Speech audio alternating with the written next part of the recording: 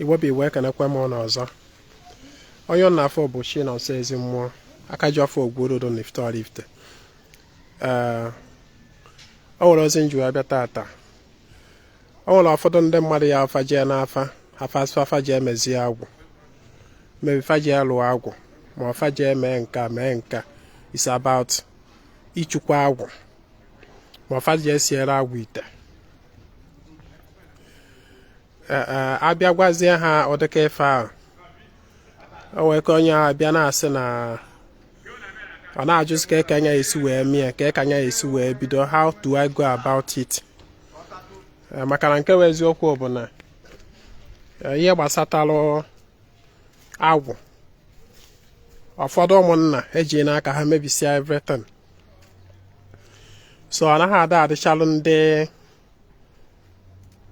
ndị kịta anụnwa easy ime ihe gbasara agwụ. Ịghọta? Ya ka m ji wee sị ka ọdụ akụzigo m ọtụtụ nkụzi gbasara agwụ, otu mmadụ nwere ike isi wee chukwa agwụ. Mana nke a bịara m sị ka m let me itemize it, 4 ways. And these 4 ways m na-ekuzi bụkwa based on otu nsi wee mata and otu o si wee dị na be anyị, otu nsi wee mata. Maka na ọkwanụ onye kwuo uche. Ekwuru m na ị nọ na social media na-agadasị knowledge, information about ọdịnala. Mara na ihe ị ga-enweta from social media bụ a kind of a road map, general kind of idea. Mana ọ na-adị mma ịchọ ime nyawo omenala ọdịnala.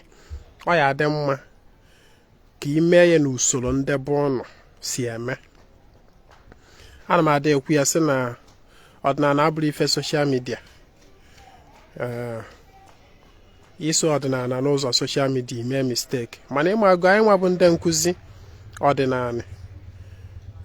Anyị ama nji maka na ọdịnala bụ mago nke ndị na-adịrịfa. Anyị asịzie ka anyị na at least anyị ga na-abịa na-enye ndị mmadụ road map, o nweghị ọ na mmadụ nyere gị sịrị gị si side ya wee gaba. Onye ahụ pointere gị so to a given direction. Then ngwa ka ọ dụziere ịmazi otu ị ga-esi wee travel on that road. Na mostly go, okay, this is the road to Onitsha. Ngwa mazi otu ị ga-esi wee travel to that road, to that Onitsha. Kedu otu ndị be ọnụ si travel? Ndị be ọnụ fawu ndị na-eji ịnyịnya welu eme travel fa. Ọ bụrụ na ịnyịnya ka ndị be ọnụ na-eji, ngwa werezie ịnyịnya wee gawazie Onitsha. Na ngwa ka ọ dị ya daalụ. Ọ bụrụkwa na ndị be ọnụ bụ ndị na-eji bicycle were eme travel, ngwa werezie bicycle wee gawazie that Onitsha. Ọ bụrụkwazie na ndị be ọnụ bụ ndị na-eji camel were eme travel, ngwa werezie camel wee gabazie. Ọ bụrụkwazie na moto ka ị nwere ihe eji wee ga, ngwa banye moto gabazie. Ha wee ọ bụkwa na n'ụkwụ ka ihe eji wee ga, werezie ụkwụ gaba. Do you understand? But the most important thing bụ na your destination bụ that Onitsha. Otu anụnwa ọnya bụ ife onye ọbụla bịa na social media na-enye nkụzi anaghị ekwuche to a stamp. It's just a enlightenment to just like spark up the light in you. You maruzie ụzọ ị ga-esizi. Maka na ọ dị be ndị na-adịrịfa. Ịghọta? So ka ọ dị na be anyị, agwụ nwere usoro esi eme na Anaedo anya na Oraifite anya. Ị nwekwara ike isite from otu ndị be anyị si eme iwe marụzie onye gwe kind of that road map, a spark iwe jezie jube ese kedu otu ndị be anyị si eme iwe na compare na contrast. Ịghọta? Ọ bụla na nkụzi na-enye ebe anụ abụ nyere anị ya iworie intoto. Apply your common sense. Onye ọ na-eme ife mmụọ mana o jiri common sense ya aka, ọ ya adakpuo onunu. If you are following even Ezinwa Anaedo, try to hold your akọ na uche. spiritualist dibịa ọbụla ị na-efolo na as far as ọ ihe social media dibịa ahụ abụrụ onye bụ ụnụ nwanne apply things even ọ bụrụgodo onye bụ ụnụ ọ bụgo na dibịa ahụ no village gị no the same ụmụnna gị how sure are you that na ihe ọ na-eme ewe ọ dị bụ ụnụ ịghọta. Meanwhile ọ dị ụzọ ịnọ 4 ways na nghọta nke m ekwulọkwa m na ọ bụ nya iwuliti na ọ bụ otu Igbo niile si eme ya mba ọrụkwa ihe m kwuru nke mbụ n'uche onye adịghị njọ n'uche m nakwa otu ntụ afọ ndị be anyị si eme ya. Nke mbụ ọ bụrụ na ịgba afa dibịa wee sị na gị ji echukwa agwụ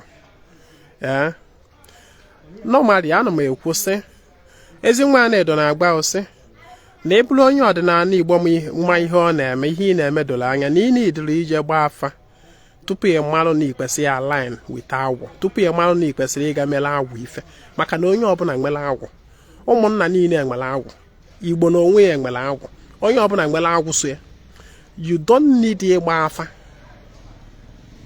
Agba m ọnụ dat na ịmara ihe ị na-eme n'ọdịnala omenala Igbo ịgbagheri afa ya akwụsịnata na ndụ gị. Ifuru ịgbagheri afa ịmara ihe ị na-eme n'ọdịnala Igbo ịgbagheri afa ga-reduce to almost 0% na ndụ gị. Mana mmadụ amaghị ife ọ na-eme kpatara every time dibịa ọ na-afụla efe so ya gbaa afa na n'ife cheki ife gbaa afa na n'ife cheki ife.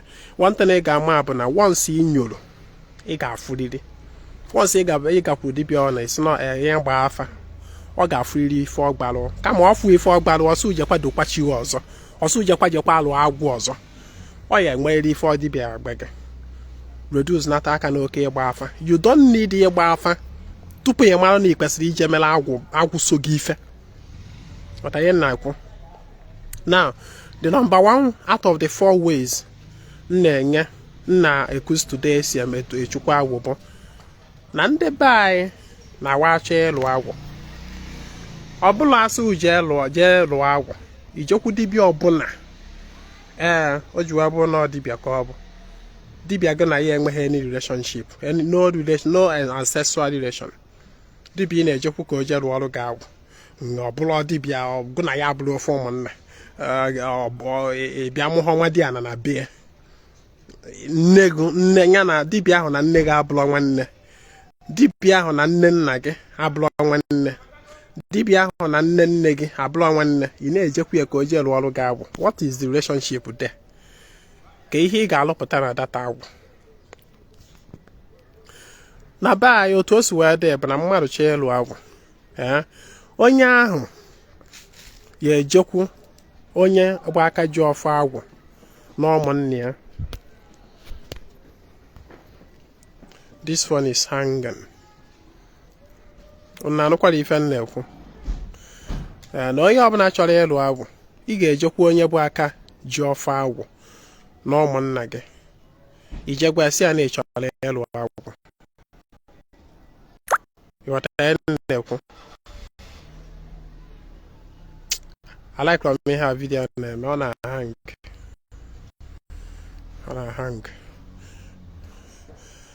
ijekwa onye bụ onye nwe Akajiọfọ agwụ na ụmụnna gị igwe na ị chọrọ ịlụ agwụ, then ijekwazie n'ikwu nne gị normally achọghị ịlụ agwụ ndị be nna gị that is ụmụnna gị, maka na agwụ na-adị n'ụmụnna na ụmụnna gị ga-adị involved. Ịghọta ụbọchị wuru ugbo na ana Igbo let me say na ana Oraifite ụmụnna ọbụla na-enwe isi agwụ ya is Akajiọfọ agwụ of that ụmụnna. Ịghọta ijekwu the person igwe ya na agụwa onye dị otu a na ụmụnna na ịchọrọ ka ọ bịa lụọ gị agwụ ijekwa n'ikwu nne gị ijekwa gwakwa ha the same thing, ịgakwa na ụmụnna ebe ahụ esutu anọta nne gị ijegwa fa isifa na ngụ nwa bụ onye dị otu a nwa onye dị otu a nọ na famili dị otu a ka esu anọta nne gị na ị chọrọ ka ha bịa lụọ ọrụ gị agwụ. That is onye isi agwụ n'ikwu nne gị ijejegwu ya. Normally ịma na mmadụ na-enwe ikwu na anọ be nna gị number 1 ikwu nne gị direct, that is ebe esi nụta nne gị bụ number 2 ebe esi nụta nne nna gị bụ number 3 ebe esi wee nụta nne nne gị bụrụ number 4. ihe a bụ ikwu na anọ mmadụ na-enwe. ịghọta ikwu na anọ a kwesịrị ịdị present, represented ma eche ịlụ agwụ. You go and tell them, inform them. But say ịlụ agwụ, they will come. Even if they don't want to, ọ bụrụ na ha ma make we one day. But this is how it should be. Now these 4 representatives ga-abịa that day ga-alụ agwụ. Ị ga-ewepụta a portion of land, a portion of physical land ebe a ga-anọ wee rụnyere gị dị agwụ. Normally ihe ndị be ji alụ agwụ ogirisi, sọsọ ogirisi egbujisia ya rụnyesịa ya na emecha dị ogirisi epuo ogo na opulọ nke nwa na onwe ga-emecha ịlụgharịa ya. That is igbutekwa ogirisi ọzọ itinyekwa dị ya. ịghọta agọtụsi alụ gị agwụ niile so gị, irrespective of agwụ malụ gị. Once alụrụ gị agwụ otu a, agwụ ahụ so gị ọlọtụgo. ịghọta there is no 2 ways of esi alụ agwụ na be anyị maka ndị na-ajụsị water of awụla agwụ mmiri. Ụfọdụ ndị amakwuru ife wa agwụ mmiri, iche na agwụ mmiri wa agwụ na-eso onye ma na-eso maka na ịbụ nwa mmiri. Sorry o agbaghị ife wa agwụ mmiri gba ọsọ. Ụfọdụ ndị asị ya awụla whatever agwụ malụ gị ofu one way ka esi arụ ya. Once alụrụ gị agwụ, the particular agwụ so gị na chi gị ga-alọtụ obido manifest ba. ịghọta ihe m kwuru? So you go and tell these your 4 roots, or at least out of the 4 ebua ogodu be nna gị and ikwu nne gị ga-anụ ya. Ewee bịa lụọrụ gị agwụ. ịghọta ihe m kwuru? This is one way. Ọ bụrụ na ha bịa lụọrụ gị agwụ anyị wee nye gị ọfa agwụ, a ga-enye gị ọfa. Ndị be nna gị ga-enye gị ọfa agwụ, ndị ikwu nne gị ga-enye gị ọfa agwụ. You understand? ihe a bụ one way mgbe esi echukwa agwụ. Another way number 2 ewee bụrụ na-asị gị ji emekwa agwụ. Wago na asịrị ọrụ gị sef na ị nidụrụ ka asị gị tupu ịma n'idiri ije mere agwụ ife. Number 2 bụ n'ihi aga na ụmụnna gị ahụ, that your central agwụ ụmụnna, ebe ahụ agwụ ụmụnna gị nọ. You should go there meet the Akajiọfọ that agwụ. Isi a na-ebịara ichukwa agwụ, na-ebịa igbula agwụ anụ. Iwere ọjị, were mmanya, were nzu, were edo, igolo ọkụkọ, obebi oke na nne. Hi man, this my camera is something else. I know the video is not rhyming with the voice, mana ka na ajegodo. Any the kwa na phone ọzọ. So ị gaa na data agwụ ụmụnna gị. Isi onye isi agwụ na-ebịara ịbịa mezi agwụ, na-ebịara ịbịa godo agwụ. Oduru gaa n'iru agwụ ụmụnna gị. Oruo dị a agodola agwụ. Nke abụọ na-abịa be gị bịa lụrụ gị agwụ, na nke ahụ na cheta na ekwugo ọmụma nka nke ịbịa be gị bịa lụrụ gị agwụ is one option. The second option ka na-enye gị ihe. Ị gaa na that central agwụ ụmụnna gị, led by the Akajiọfọ of that agwụ. I wee gaa dị wee godola agwụ, wala agwụ ọjị, tụọrọ ya mmanya, gbuoro ya anụ, siere ya ite. Imechaa ya, ị gakwa n'ikwu nne gị gakwa mekwa the same thing. Imechaa ya, ime gị na ịgawala onwe ga zụba afịa n'azụ ga mewe ihe ị na-eme. Ihe a number 2 way mma esi echukwa agwụ. Number 3, o ji wee bụrụ na ụmụnna anyị na such thing na-adịghị nothing like agwụ ụmụnna, nothing na-emebisicha n'ife niile, ha niile na-aga chọọchị, nsogbu adịrọ. Ife ị ga-emezi bụ nọrụ na be nna gị, na ngwuru be nna gị, n'ime compound be nna gị, nọrụ dia nọrụ dia ibulu ochie nọrọ ana ifesi iru anyanwụ. Ifesi iru anyanwụ, i wee weta ọjị na mmanya na all those things ị chọrọ imenye agwụ ma oke na nne ọkụkọ. I wee nọ na be nna gị anywhere in that compound of that ancestral land. Agwụ mmụọ a ọ nọ n'anị, ọ nọ n'anyanwụ. I wee nọrọ ebe a wee kpọọ agwụ ụmụnna gị. N'ọngụnwa bụ onye dị otu a na agwụ so chiu ka ị na-emere ife.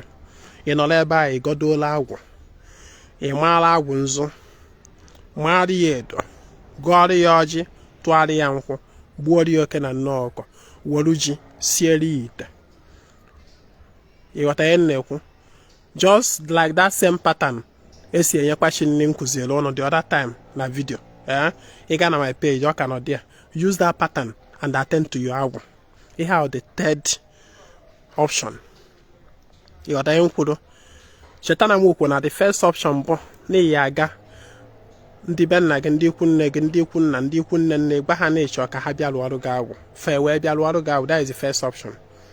The second option wee bụrụ na ị aga direct to the agwụ ebe ọ nọ ị ga mere ife ebe a ị gawala onwe gị without alụghị agwụ ịghọta ihe m na-ekwu ọ bụrụ iwu na ị ga-alụri agwụ tupu ị meela agwụ ife that is the second option. The third option wee bụrụ nke ahụ kwuru kịta na ọ na compound ọ na ahụ on that ancestral land na ọ dị ya wee mee. Then the fourth option Ezinwa o ji wee bụrụ na ha nọ na compound anyị wee mee agwụ si na nna egburu mmụọ anọ na my father will disown me, my mother will disown me, everybody will disown me nke nwa na ibe nwa nọ na anyị enwe okwu na ụka na nke nsi o nsogbu adịrọ. That now lead me to the fourth option. The fourth option wee bụrụ gịnị kpọọ dibịa na-alụrụ gị ọrụ dibịa na-alụrụ gị ọrụ your personal dibịa gbaa ya tinyere ya ego si anya gbuoro gị agwụ gị anụ ife dibịa ahụ ga-eme ọ na ọ ga-akpọ agwụ gị wita afa gị n'iru anyanwụ na-agbara nọrọ na bia egbuola agwụ gị anụ na ana nkịtị. Ekwuru m gịnị na I'm not saying na dibịa ahụ ga-alụrụ gị agwụ na bia, no, I am talking of na dibịa ahụ can feed your agwụ na bia. They are two different things. Dibịa anaghị alụrụ gị agwụ ọ bụrụ onye ụmụnna gị nweghị relationship jikọ ọgụ na ya by ancestry, so o nwere ike isi na ọka ọlụ alụ gị agwụ mana o nwere ike asị dibịa ọgbụ kpọọ agwụ gị n'iru anyanwụ gbuoro ya anụ just like otu nyanwa dibịa nwere ike isi wee kpọchi gị n'iru anyanwụ gbuoro ya anụ otu ọkwasịkọ esi wee kpọọ agwụ n'iru anyanwụ gbuoro ya anụ. Ihe ahụ the fourth option whereby the first, the second, the third option fails, then you can go for the fourth. You can go for this fourth one. You got to dibịa wee nọ na be ka gboro agwụ ga ọgwụ imekwana efu ife ịghọta ihe m kwuru. So by this virtue of this video, let that question stop. Question of I don't know how to go about ime ife agwụ. Out of these four options m kwuru ofu ya ekpenata eligo omume, ofu ga-ekpenata eligo omume, go and do it. Ekenekwa m ọnụ nwanne echi bụ Salaka maka ndị nwere mmasị isonyere anyị. You chat me on my WhatsApp 0803247